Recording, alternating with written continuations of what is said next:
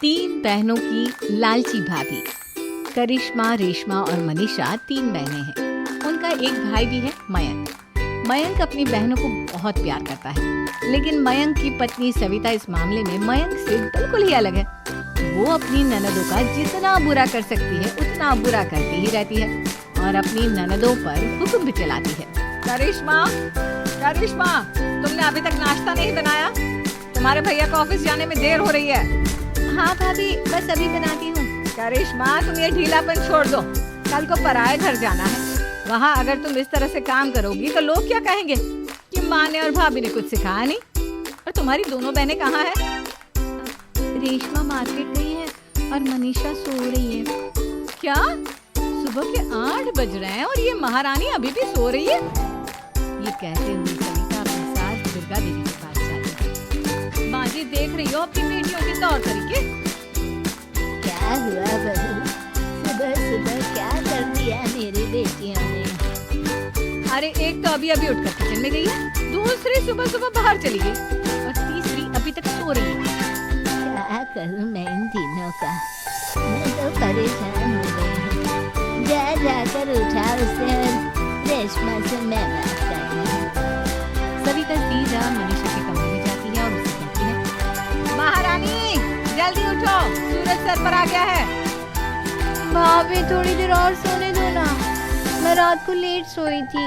वो क्या है ना, यूनिट टेस्ट चल रहे हैं। शराफत से उठती है या नहीं, या फिर पानी की भरी बाल्टी डालूं तेरे ऊपर? नहीं नहीं भाभी, मुझे बिस्तर में नहीं नहाना, उठती हूँ मैं। मनीषा जल्दी से उठकर बाथरूम में चली जाती है। सभी आराम से बैठकर नाश्ता कर रहे होते कि तभी रेशमा बाजार से हाथ में सामान लिए आ जाती है। रेशमा को देखते ही सविता उस पर बरस पड़ती है। लो, आ गई महारानी। ऐसा भी क्या सामान लाना था जो सुबह आंख मलते ही बाजार की तरफ रवाना हो गई? भाभी, कल आप ही तो चीख रही थी कि घर का सारा सामान मुझे ही लाना पड़ता है, घर में किसी को भी किसी काम से कोई लेना देना नहीं है। अब मैं बाजार जाकर सामान ले आई तो आपको इस बात से भी तकलीफ हो रही है? देख रही हो माँ जी, अपनी बेटी की जुबान कैंची से भी तेज चलती है। और मयंक, आप तो कुछ कहेंगे नहीं अपनी लाडली बहन को? रेशमा, अपनी भाभी से ऐसे बात नहीं करते। चलो माफी मांगो। भैया, मैं क्यों माफी मांगू? आप भाभी से बोलिए ना कि हम पर कम हुक्म चलाया करे। हम इस घर की बेटियां हैं और आपकी पत्नी की ननद है, नौकरानी नहीं। लो कर लो बात। इनकी भलाई के लिए कुछ भी बोलो तो इन्हें बुरा लग जाता है। इस घर में यही इज्जत है मेरी। देख लो माँ जी, आपकी बेटी किस लहजे में मुझसे बात कर रही है। सविता वहां से चली जाती है। मयंक को बहुत गुस्सा आता है, वो भी वहां से चला जाता है। फिर करिश्मा रेशमा को समझाती है, रेशमा, तुम्हें भाभी से माफी मांग लेनी चाहिए थी ना। लेकिन दीदी, मैंने कुछ किया ही नहीं, तो मैं माफी क्यों मांगू? हाँ करिश्मा दीदी, रेशमा दीदी जैसे ही घर में आई भाभी ही उन पर चिल्ला रही थी। हाँ, मैं मानती हूँ कि गलती भाभी की थी। मैं तो इसलिए बोल रही हूँ कि भाभी ने माँ को तो पूरी तरह अपने वश में कर लिया है। वो हमारी बात सुनती ही नहीं। मयंक भैया हमारे लिए हमेशा खड़े रहते हैं, इसलिए उनकी बात का मान तो तुम्हें रखना चाहिए था ना। कोई फायदा नहीं दीदी, कुछ दिनों की बात और है, भाभी उन्हें भी हमारे खिलाफ भड़का देंगी। फिर वो भी माँ की तरह हमारी किसी बात का विश्वास नहीं करेंगे। इसी तरह सविता अपनी तीनों ननदों को किसी न किसी बात पर परेशान करती रहती थी। एक दिन मयंक अपनी तीनों बहनों के लिए गिफ्ट लाया। करिश्मा, ये तुम्हारे लिए हार का सेट। रेशमा, तुम्हारे लिए सुंदर सी ड्रेस। और मनीषा, तुम्हें किताबें पसंद है ना, तुम्हारे लिए किताबें लाया हूँ। थैंक यू भैया। थैंक यू भैया। थैंक यू भैया। करिश्मा, तुम्हारा नेकलेस कितना सुंदर है। ये भैया कहाँ से ले आए होंगे? मैंने भैया को 3 दिन पहले फोन पर ये डिजाइन दिखाया था और आज भैया ये ले आए। सविता तो अपनी ननदों के गिफ्ट्स देखकर जल गई और करिश्मा का नेकलेस तो उसे भी बहुत पसंद आया था। अपनी बहनों के लिए कितना अच्छा नेकलेस लेकर आए हैं, मुझे कभी कोई गिफ्ट नहीं दिया। मैं आज ही ये हार चुरा लूंगी। रात में सविता करिश्मा का हार चुरा लेती है और इसी तरह उसे अपनी ननदों की जो भी चीज़ अच्छी लगती वो उसे मांगती नहीं, बल्कि रात के अंधेरे में चुरा लेती। इसी तरह दिन बीतते गए और सविता ने मयंक के दिल में भी उसकी बहनों के लिए नफरत पैदा कर दी। एक दिन मयंक ने करिश्मा और रेशमा के लिए रिश्ता देखा और ये बात उसने घर में सबको बताई। माँ, करिश्मा और रेशमा के लिए बहुत अच्छा रिश्ता आया है। वो लोग कल इन्हें देखने आ रहे हैं। आप और सविता मिलकर सारी तैयारी कर लेना। ये सुनकर करिश्मा और रेशमा खुश हो जाती हैं, लेकिन सविता सोचती है, अगर इन दोनों बहनों की शादी हो गई तो घर और बाहर का काम कौन करेगा? मनीषा तो एक नंबर की कामचोर है, उससे तो किसी बात की उम्मीद लगाना ही बेकार है। मुझे इस शादी को रोकना होगा। अगले दिन सभी लड़के वालों के स्वागत की तैयारी करने में लगे होते हैं। तभी मयंक अपनी बहनों से आकर कहता है, तैयार हो गई तुम दोनों? देखो दोनों लड़के बहुत अच्छे हैं, मैं कोई कसर नहीं छोड़ना चाहता, इसलिए तुम उनके सामने अच्छे से बिहेव करना और अपनी भाभी से लड़ने मत लग जाना। करिश्मा, तुम वो नेकलेस पहन लो ना जो मैं तुम्हारे लिए लाया था। भैया मैं बहुत देर से वो नेकलेस ढूंढ रही हूँ, लेकिन मुझे मिल ही नहीं रहा। क्या तुमने नेकलेस खो दिया? तुम्हें पता भी है वो कितना महंगा था? तुम कोई काम ढंग से नहीं कर सकती। मयंक गुस्से में वहां से चला जाता है। थोड़ी देर बाद लड़के वाले भी आ जाते हैं। वो दोनों बहनों को पसंद कर लेते हैं और रिश्ता पक्का हो जाता है। लेकिन सविता के दिमाग में तो कुछ और ही खिचड़ी पक रही थी।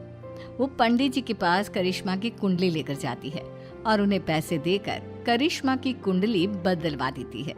जब लड़के वालों के पास करिश्मा की कुंडली जाती है तो वो दुर्गा को फोन करते हैं। बहन जी, हमने करिश्मा की कुंडली अपने पंडित जी को दिखाई थी। आपकी बेटी की कुंडली नहीं बल्कि दोषों का पिटारा है। देखिए, मैं और मेरे पति इन सब बातों में बहुत विश्वास करते हैं, इसलिए हम आपकी बेटी से अपने बेटे की शादी नहीं करा सकते। इस तरह करिश्मा का रिश्ता टूट जाता है और सभी घर वालों को बहुत दुख होता है। अब कविता सोचती है, चलो करिश्मा का तो रिश्ता टूट गया, अब रेशमा का भी रिश्ता तोड़ना है। क्या करूं क्या करूं? अब सविता आवाज बदलकर किसी अननोन नंबर से रेशमा के होने वाले ससुराल में फोन करती है।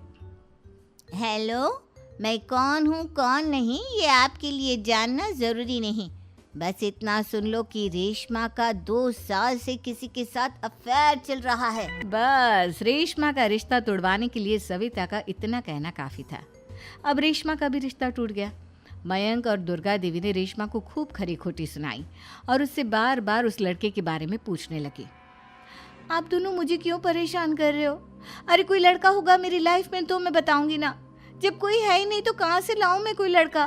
तो तेरे होने वाले ससुराल वालों को फोन किसने किया था? माँ मैं नहीं जानती किसने फोन किया था, मैं सच कह रही हूँ। मैं तो पहले ही कह रही थी इसकी लगाम खींच कर रखो, लेकिन मेरी सुनता ही कौन है। आप चुप रहिए भाभी, ये सब आपका ही किया धरा है। अब तीनों बहनों को विश्वास हो जाता है कि ये सब उनकी भाभी ही कर रही है। तीनों बहनें अपनी भाभी को सबक सिखाने के लिए एक वकील कर लेती है और घर में हिस्सा मांगना। देखो भैया, माँ बाप की जायदाद में जितना बेटों का हक होता है उतना ही बेटियों का, इसलिए इस घर के 4 हिस्से होंगे और हमें अपना हिस्सा चाहिए। मैंने तुम्हारे लिए क्या क्या नहीं किया और तुम इस घर में हिस्सा मांग रही हो? भैया, आप और माँ हम बहनों की कोई बात नहीं सुनते हो और भाभी हमारी शादी नहीं होने देगी क्योंकि उन्हें लगता है कि आप हमारी शादी में ज्यादा पैसा लगाओगे और उन्हें हम जैसी फ्री की नौकरानी कहाँ मिलेगी। तो हम भाभी के साथ तो रह नहीं सकते, हम बहनों को अपना हिस्सा चाहिए। अरे तुम्हें शर्म आनी चाहिए अपनी भाभी पर ऐसा इल्जाम लगाते हुए।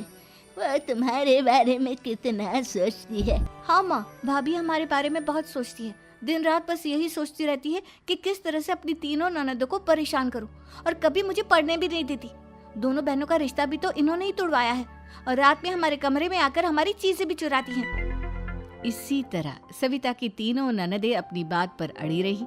अब कोर्ट में तारीख भी शुरू हो गई।